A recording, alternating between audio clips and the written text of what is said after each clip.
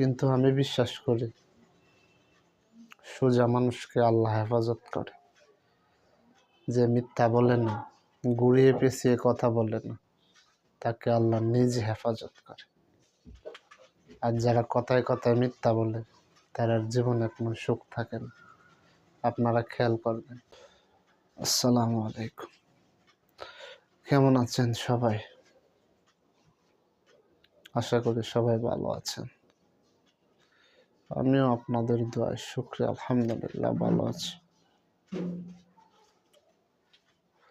আমি খুবই ক্ষুদ্র একজন মানুষ, খুবই সাধারণ মানুষ, কিন্তু আমি যা জানি সেটা আপনাদের জানানোর চেষ্টা করি।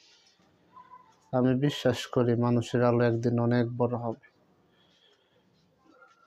আপনাদের দোয়ায় মানুষের আলো একদিন অনেক বড় হবে। সেই দিন আর বেশি দিন নাই, হয়তো আল্লাহ চাইতে বড় হবে। তো আমি মানুষের আলোতে বাস্তবসম্মত কথা বলবো, বাস্তবতার নিরিখেই কথা বলবো। যা জানি তাই আপনাদের সাথে শেয়ার করব। আমাদের সমাজে একটা কথা প্রচলিত আছে, সোজা গাছ আর সোজা মানুষ। সোজা গাছ যেমন কাটা পড়ে আগে, সোজা মানুষও কাটা পড়ে আগে। এই কথাটা আমি জানি না কোত্থেকে প্রচার হয়েছে, কিন্তু আমি বিশ্বাস করি সোজা মানুষকে আল্লাহ হেফাজত করে। যে মিথ্যা বলে না, ঘুরিয়ে পেঁচিয়ে কথা বলে না, তাকে আল্লাহ নিজে হেফাজত করে।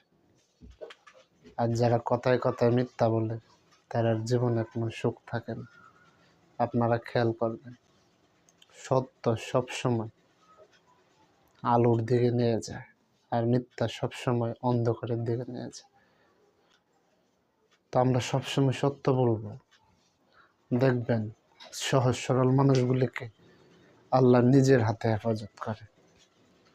আর যারা বেজাল মানুষ, যারা কথায় কথায় মিথ্যা বলে, তাদের খুব ভয়াবহ পরিণতি হয়।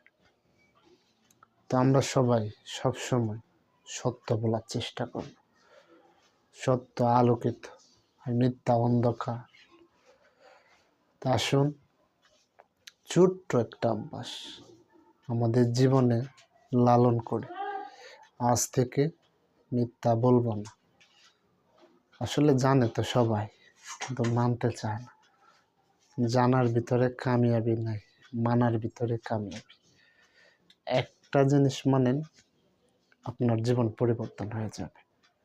জাস্ট একটা।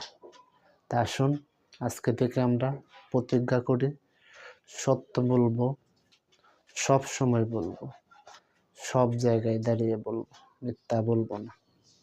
মিথ্যা মানুষকে অন্ধকারের দিকে নিয়ে যায়। তা আজকে এই ভিডিও থেকে একটাই মেসেজ দিলাম আপনাদের, আসুন সত্য বলি, মিথ্যা পরিহার করি। তো আজকে এখানে বিদায় নিচ্ছি। আল্লাহ হাফেজ।